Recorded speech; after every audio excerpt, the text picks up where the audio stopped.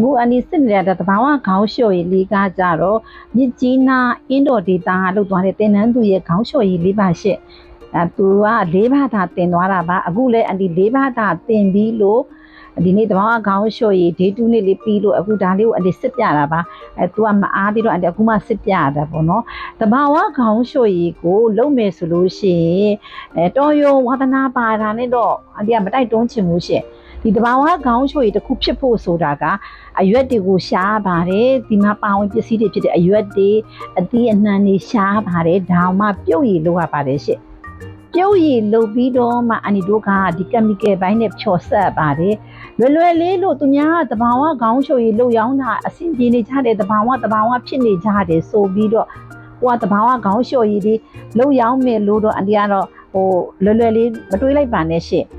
ကိုမဒီလိုအသီးအရွက်တွေဆိုအန်ဒီတို့ဆိုလို့ရှိရင်အထော်လက်ပတ်ရွက်မရှိတဲ့အတွက်ဒီထော်လက်ပတ်ရွက်အတွက်ကိုအန်ဒီတို့ကအိမ်မှာစိုက်ထားပါတယ်ရှင့်ရှားဆောင်ဆိုလဲဒီလိုပါပဲအန်ဒီတို့လိုက်ဝေရတာဘာလို့လဲဆိုတော့ရန်ကုန်မှာမြေကြီးကရှားတော့ရှားဆောင်ပြည်လေးသေးလေးပဲဖြစ်တယ်ဒါအန်တို့ဒီကြောင်ပထောင်တို့ဘာဒီပုတ်ပါတို့ဟာလာတဲ့ရှားဆောင်ဆိုအကြီးတွေလေအဲ့လိုမျိုးကြီးကိုအန်တို့ကလိုက်ရှာပြီးဝေရပါတယ်တယောကမွန်ဒီ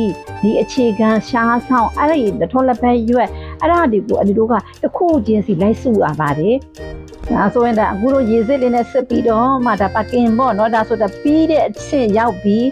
ဒီလိုမျိုးကြည်လင်းလေးပေါ့နော်တိချာမှွေတက်ဖို့ဆိုတာကလေတော်တော်များများကကုန်ချမ်းပေးလိုက်ရင်မှွေဒီလိုရောမှွေလိုက်ရင်ဒီ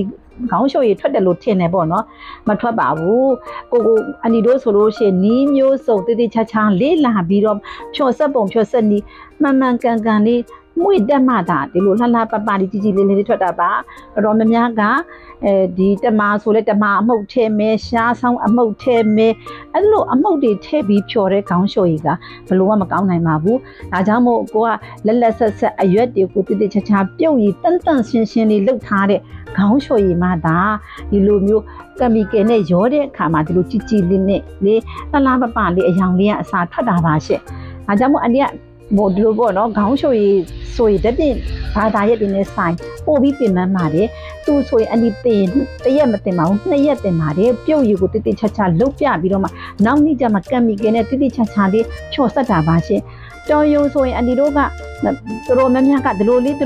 မှွေလိုက်ရင်ဆက်ပြကဖြစ်တယ်ပေါ့မဖြစ်ပါဘူးအဲ့တော့အန်ဒီစီမှာတင်တန်းတက်ဘူးတဲ့သူတိုင်းသိပါတယ်ဒီလိုမျိုးလှပထွက်ချင်တိချာစနစ်တကျဖြော်ဆက်တတ်ပါတယ်ဒါလေးပြောချင်လို့ပါ